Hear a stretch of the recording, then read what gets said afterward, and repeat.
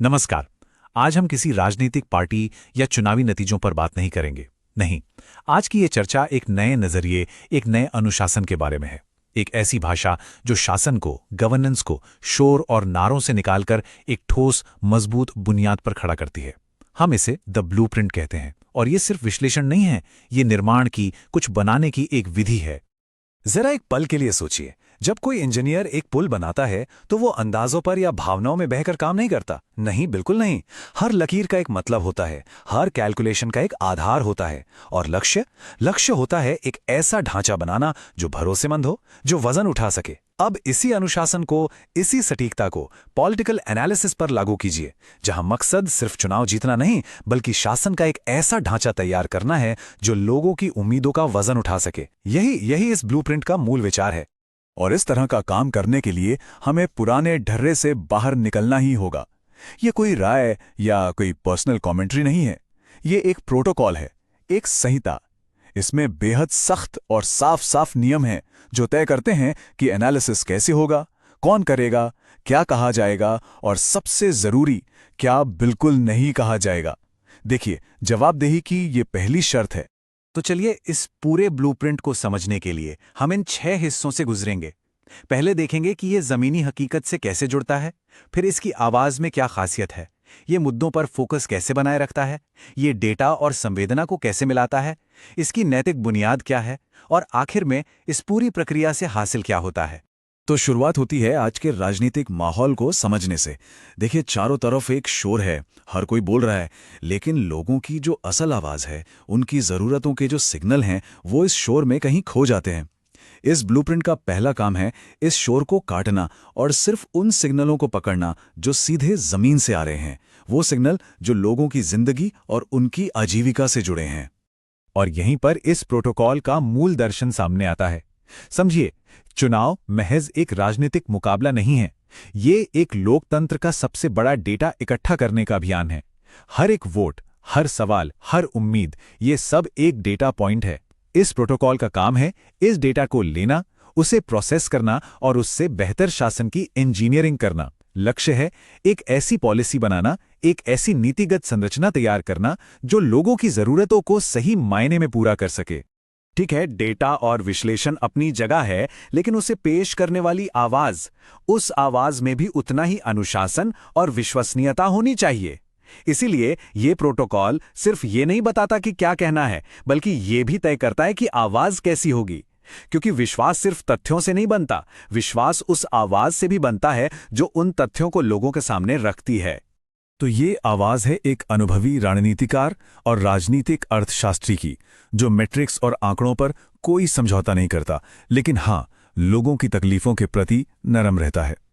जिसकी आवाज में एक शांत अधिकार हो, जो चिल्लाकर नहीं बल्कि तर्क से बात करे, और जिसका नजरिया किसी भी पार्टी के प्रति झुकावा ना हो, बल्कि पूरी तरह से जनहित पर, पब्लिक इंटरेस्ट पर केंद्रित हो। ये सब इसलिए जरूरी है ताकि एक जिम्मेदार सार्वजनिक संवाद की नींव रखी जा सके। एक ऐसा संवाद जो हमारे संवैधानिक मूल्यों का सम्मान करता हो, जहां हर नागरिक की गरिमा सबसे ऊपर हो। और उस आवाज का ये सबसे महत्वपूर्ण सिद्धांत है, अगर सड़क खराब है तो समस्या उस सिस्टम में है जिसने उसे बनाया और उसकी देखरेख नहीं की। किसी व्यक्ति पर निजी हमला करने से सड़क ठीक नहीं होगी। ये प्रोटोकॉल व्यक्तिगत हमलों पर पूरी तरह से रोक लगाता है और सारा ध्यान, सारा फोकस व्यवस्था की खामियों को समझने और उन्हें दूर करने पर केंद्रित करता है। यही एक रचनात्मक विश्लेषण की पहचान है। अब बात करते हैं फोकस बनाए रखने की। देखिए, इस काम में सबसे बड़ा खतरा होता है भटकाव का। इसलिए एक सब्सटेंस फायरवॉल बनाया गया है। आप इसे एक अदृश्य दीवार की तरह समझ सकते हैं जो गैर जरूरी बातों को बाहर रखती है और ये पक्का करती है कि बातचीत हमेशा हमेशा उन मुद्दों पर हो जो सीधे तौर पर लोगों की जिंदगी को प्रभावित करते हैं। इस स्लाइड पर यह फायरवॉल बिल्कुल साफ दिखता है। बाईं ओर वो शब्द हैं जिनका जिक्र करना पूरी तरह से मना है, जैसे कि हमने ये विश्लेषण कैसे किया, कौन से तरीके अपनाए, हमारा वर्कफ्लो क्या था। ये सब दर्शक के काम का नहीं है। और दाईं ओर वो मुद्दे हैं जो असल में मायने रखते हैं: आजीविका, पानी, नौकरी, सम्मान और बेहतर शासन। फायरवॉल ये पक्का करता है कि हर एक सेकंड इन्हीं मुद्दों पर बात हो और किसी पर नहीं। आंकड़े और अनुशासन ये तब तक बेजान हैं जब तक वो लोगों की भावनाओं और उनकी कहानियों से ना जुड़ें। इसीलिए इस ब्लूप्रिंट में एक सहानुभूति इंजन का भी प्रावधान है। ये कोई मशीन नहीं है, बल्कि कहानी कहने का एक संरचित, एक स्ट्रक्चर्ड तरीका है। एक ऐसी कहानी जो जमीनी हकीकत से शुरू होती है और एक भरोसेमंद समाधान तक पहुंचती है।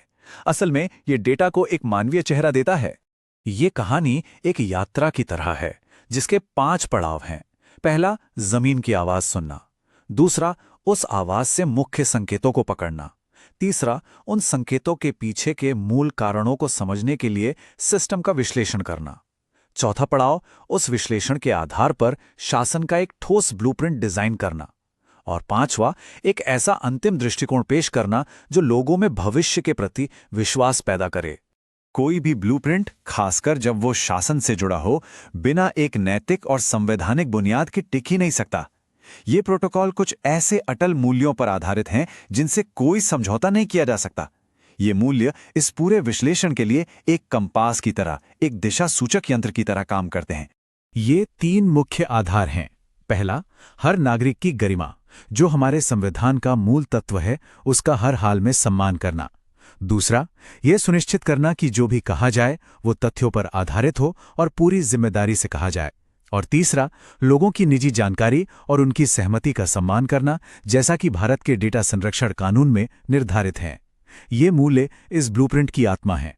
तो इन सभी नियमों, सिद्धांतों और मूल्यों से गुजरने के बाद आखिर में बनता क्या है?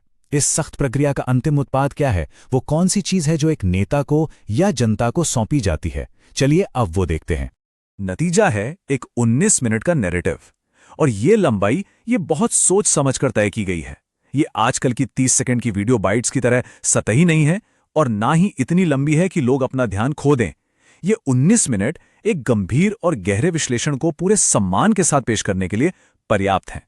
इसमें एक पूरी कहानी, सबूत और समाधान सब कुछ समाहित होता है।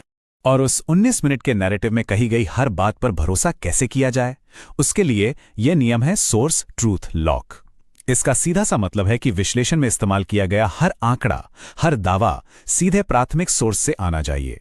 किसी भी तरह के बाहरी अनुमान, अटकलें या मनगढ़ंत बातों की यहां कोई जगह नहीं है, बिल्कुल नहीं। यही पारदर्शिता और विश्वसनीयता की गारंटी है।